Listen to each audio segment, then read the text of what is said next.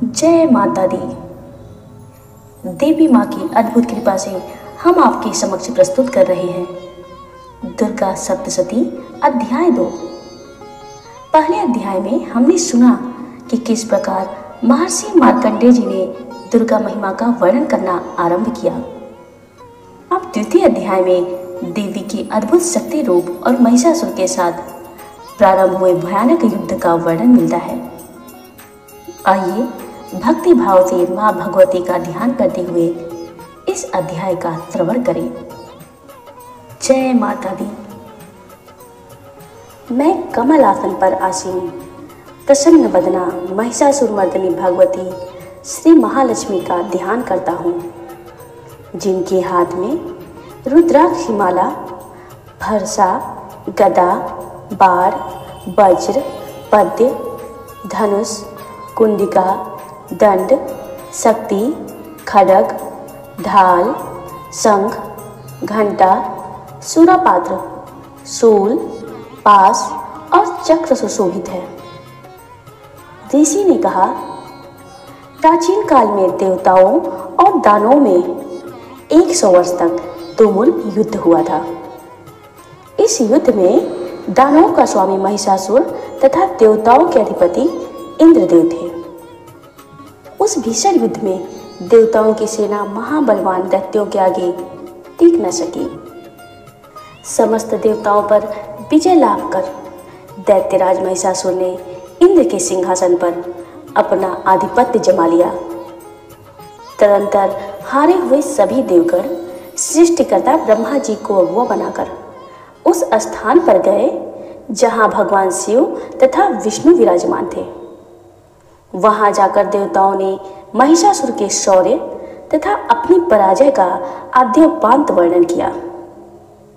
देवताओं ने कहा, भगवान, महाबली महिषासुर सूर्य, चंद्र, अग्नि, वायु, इंद्र, यम, वरुण तथा अन्यान्य देवताओं के अधिकार हस्तगत करके स्वयं ही सब देवों का स्वामी बन गया है। उस अधर्मी महिषासुर ने सभी देवों को उनके स्थान स्वर्ग से च्युत कर दिया है और अब वे निष्कासित देव भूतल पर मनुष्यों के समान भटक रहे हैं।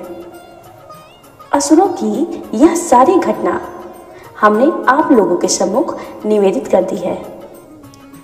अब हम देवगण आपके शरणापन्न हुए हैं। आप विचार करके उस दानव के वध का कोई उपाय बताइए। देवताओं के मुख से ऐसी बात सुनकर भगवान विष्णु और शिव जी दैत्यों पर बहुत ही कुपित हुए। इस कारण से उन देवादिदेव की भौहें चढ़ गई और मुंह टेढ़ा हो गया। तदनंतर अत्यंत क्रोधित चक्रपाणी विष्णु भगवान के मुख से एक महान तेज का आविर्भाव हुआ। फिर ब्रह्मा और शंकर के शरीर से भी वैसा ही तेज निकला।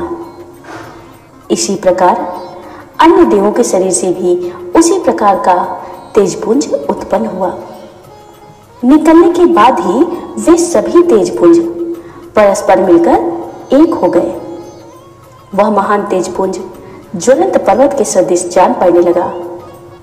देवताओं ने देखा कि उसकी ज्वालाएं समस्त दिक दिगंतों में व्याप्त हो रही है। समस्त देवों के शरीर से प्रादुर्भूत हुआ तेजपुंज अतुलनीय था।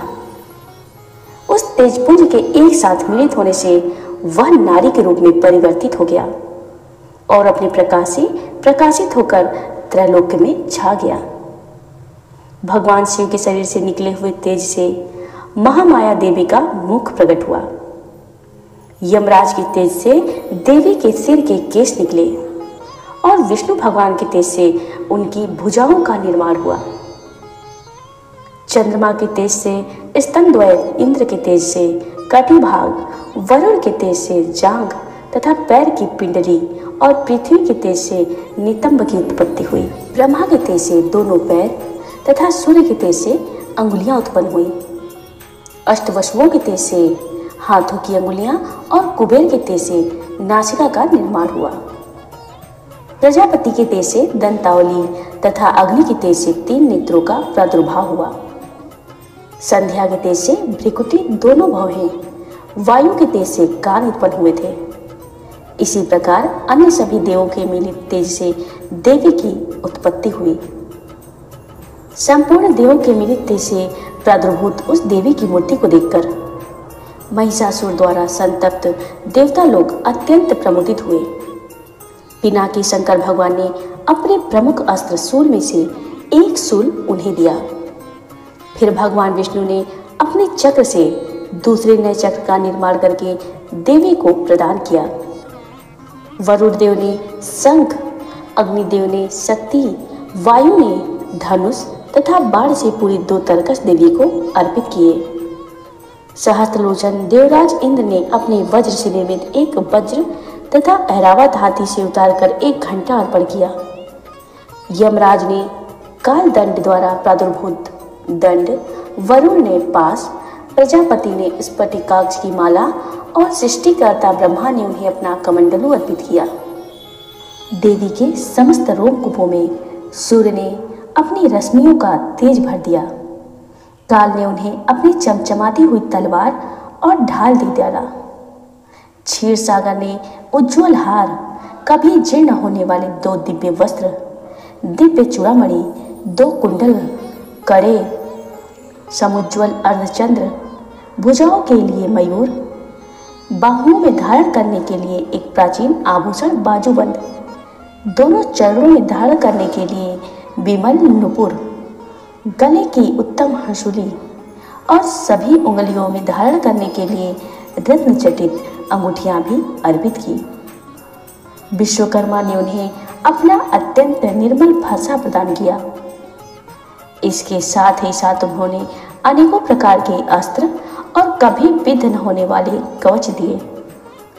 अस्त्रों के अतिरिक्त उन्होंने मस्तक और वक्ष पर धारण करने के लिए निमित्त देवी को सदैव हरे भरे रहने वाली कमलों की बनी हुई मालाएं भी दी।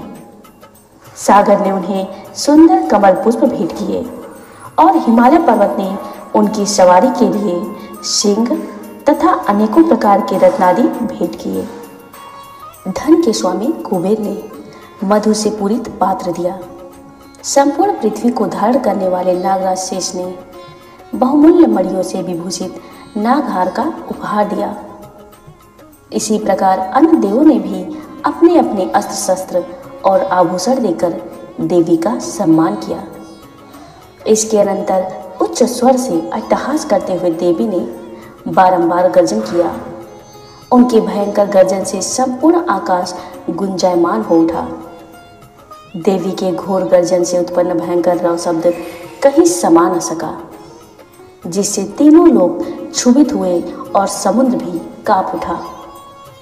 पृथ्वी में भूकंप आ गया और समस्त पर्वत हिलते हुए थरथराने लगे।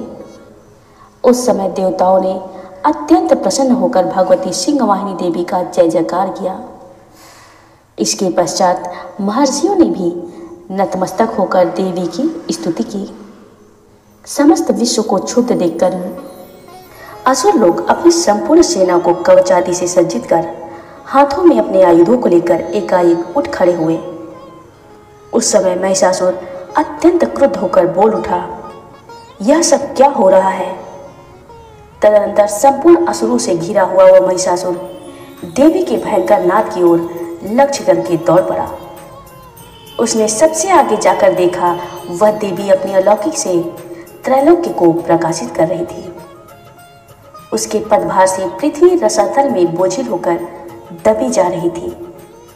मस्तक के मुकुट से आकाश में रेखा तीर खींची हुई दिख रही थी तथा वे अपने धनुष के टंकार से समस्त पाताल लोगों को क्षुभित कर रही थी। अपनी सहस्त्र भुजाओं से देवी समस्त दिशाओं को आच्छादित करके खड़ी थी। इसके पश्चात देवी के साथ दैत्यों का घनघोर युद्ध प्रारंभ हो गया। भांति भांति के अस्त्रों शस्त्रों के प्रहार से सभी दिशाएं प्रकाशित हो उठी। महिषासुर का सेनापति चिछुर नामक महान असुर था। देवी के साथ उस महाबली दानव का संग्राम होने लगा। चामर नामक असुर दानवों की चतुरंगिणी सेना को साथ में लेकर युद्ध में भिड़ गया। 60,000 रथियों को अपने साथ लेकर उतग्र महाबली दानव भी युद्ध में आ पहुंचा। 1 करोड़ सेना लेकर महाहनु नामक असुर ने युद्ध में भाग लिया। असिलोमा नामक महादानव 500 रथियों के साथ युद्ध स्थल में आ पहुंचा। उसके शरीर के रोंगटे तलवार की धार के सदृश तीखे और पैने थे। उस रणभूमि में वास्कल नामक दैत्य अपने 60 लाख सेना लेकर लड़ने लगा। परिवारित नामक असुर हाथी सवार, घुड़सवार आदि की टोलियों के साथ 1 करोड़ की विशाल सेना के साथ युद्ध भूमि में उतर आया। विराल नामक दैत्य 5 अरब रथियों के साथ लड़ने लगा। इनके अतिरिक्त और भी सहस्त्रों महादैत्य रथ, हाथी और घुड़सवारों की सेना की सहायता से युद्ध करने में लग गए। उस रणस्थल में कोटि कोटि सहस्त्र रथ, हाथी और घोड़ों की सेना से घिरा हुआ स्वयं महिषासुर उपस्थित था। वे अगणित दानव देवी के साथ तोमर, भिंदीपाल, शक्ति, मूसल, खड्ग, परशु और पट्टिश नामक अस्त्र शस्त्र का प्रहार करते हुए युद्ध में लगे हुए थे। कुछ एक दैत्यों ने मिलकर देवी पर शक्ति का प्रहार किया, कुछ एक ने अपने पास फेंके, कुछ अन्य दैत्यों ने देवी के वध के उद्देश्य से उन पर खड्ग का प्रहार किया। देवी ने क्रुद्ध होकर लीला स्वरूप अपने अस्त्र शस्त्रों की भीषण वर्षा से उन दानवों के निक्षिप्त अस्त्रों को सहज में ही काट दिया। उनके मुख कमल पर परिश्रम या क्लांति का लेस मात्र भी चिन्ह नहीं दिखाई पड़ता था। देवता और ऋषि उनका स्तुति गान कर रहे थे तथा वह महामाया परमेश्वरी उन दैत्यों पर अपने अस्त्र शस्त्रों की बौछार कर रही थी। देवी का वाहन सिंह भी क्रुद्ध होकर अपने अयालोक गर्दनों के केसों को हिलाता हुआ दैत्यों की सेना में इस प्रकार भ्रमण करने लगा मानो किसी वन में दावाग्नि फैलकर क्रमशः बढ़ रही हो। देवी ने रणस्थल में युद्ध करते हुए दानवों के साथ जितने श्वास छोड़े वे सभी सैकड़ों हजारों करोड़ के रूप में परिणित हो गए और हाथ में परशु, भिंदीपाल, खड्ग तथा पट्टिश आदि अस्त्रों द्वारा दानवों से युद्ध करने में लग गए। देवी की शक्ति से वर्धित गण लोग असुरों का संहार करते हुए नगाड़े, शंख आदि बाजे बजाने लगे। उस सम्रांगण में कितने ही गण मृदंग आदि बाजे बजा रहे थे। इसके पश्चात देवी ने त्रिशूल, गदा, तलवार चलाकर तथा शक्ति की वर्षा करके सैकड़ों असुरों का विनाश कर दिया। कितने ही राक्षसों को घंटे की भयंकर आवाज से अचेत करके वध कर दिया।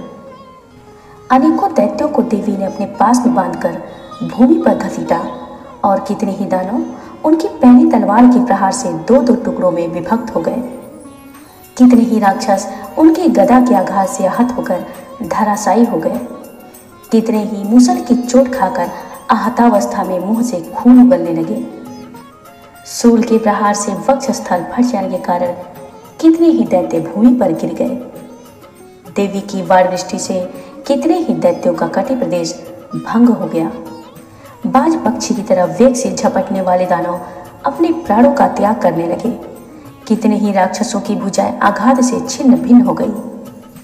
कितनों की गर्दनें कट गई। कितनों के मस्तक खंड खंड होकर भूमि पर गिरने लगे। कुछ दैत्यों के शरीर बीच के भाग से ही विदीर्ण हो गए। कितने राक्षस जांगहीन हो जाने से धरती पर गिर गए। देवी ने कितने ही दैत्यों के एक बाह, एक पैर तथा एकाक्ष करके 2 टुकड़ों में विदीर्ण करके उनका संहार कर डाला। कितने ही योद्धा राक्षस देवी के द्वारा छिन्न मस्तक होकर भी पुनः संभल कर उठते जाते थे और केवल धड़ के सहारे ही अच्छे अच्छे अस्त्र शस्त्रों को हाथ में लेकर युद्ध करने में तत्पर हो जाते। कटे हुए कबंध युद्ध के बाजों के स्वर पर नाचने लगते। कटे हुए कितने ही धड़ हाथों में खड्ग, शक्ति और रिष्टि नामक हथियार लिए दौड़ते थे और कितने ही अन्य दैत्य ठारों ठारों कहकर देवी को युद्ध के लिए प्रेरित करते थे। जिस भूमि पर यह घनघोर युद्ध हुआ था वहां की जमीन देवी द्वारा निक्षिप्त रथों, हाथियों, घोड़ों और दानवों की लाशों से ऐसे आच्छन्न हो गई थी कि वहां पर किसी का गमनागमन संभव नहीं था। दानव दल में हाथियों, घोड़ों और मृतक असुरों के शरीर से इतना रक्त प्रवाह हुआ था कि वहां कुछ क्षणों में खून की बड़ी बड़ी नदियां प्रवाहित होने लगी थी। जिस प्रकार दृढ़ समूह और काष्ठ की विशाल राशि को अग्नि कुछ ही क्षणों में भस्म कर देती है, उसी प्रकार जगत जननी जगदम्बा ने असुरों के उस विशाल सैन्य समूह को क्षण भर में नष्ट कर डाला। देवी का सिंह भी अपनी गर्दन के बालों को हिला हिलाकर घोर गर्जन कर रहा था। कितने ही दैत्यों की उस गुरु गर्जन से ही मानो प्राण पखेरु निकले जा रहे थे। देवी के गरों ने भी उन दानवों के साथ ऐसा भीषण युद्ध किया जिससे आकाश में दर्शक बने देवतागण भी बहुत ही प्रसन्न हुए और उन पर आकाश मार्ग से सुमन की वृष्टि करने लगे। यह था दुर्गा सप्तशती का द्वितीय अध्याय, जिसमें हमने सुना कि किस प्रकार देवताओं की सम्मिलित शक्तियों से माँ दुर्गा का प्राकट्य हुआ और उन्होंने महिषासुर को युद्ध के लिए ललकारा। आगे के अध्याय में हम देखेंगे कि देवी किस प्रकार असुरों का संहार करती है और धर्म की पुनः स्थापना करती है। माँ दुर्गा की कृपा सब पर बनी रहे। जय माता दी, जय माता दी।